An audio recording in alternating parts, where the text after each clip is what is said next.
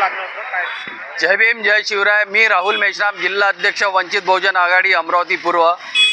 26 जुलैला वंचित बहुजन आघाडीमार्फत यशोदानगर ते महादेवखोरीच्या मुख्य रस्त्यावरती जे मोठे मोठे खड्डे झालेले आहेत त्या संदर्भात महानगरपालिकेला निवेदन देऊन त्यांना वंचित बहुजन आघाडीमार्फत विनंती करण्यात आली होती की ह्या गड्ड्यांमुळे जो अपघात होतो आहे, जो नागरिकांना त्रास होत आहे, ते गड्डे बुजून रोड चांगले करावेत.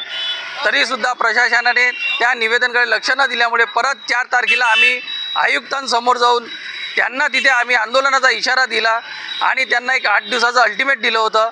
आजच्या तारखेतसुद्धा ते रस्त्यांचं काम न झाल्यामुळे आज आम्ही इथे यशोदानगर चौकात संपूर्ण वंचित बहुजन आघाडीचे पदाधिकारी कार्यकर्त्यासहित रस्त्यावरती आलेलो आहे.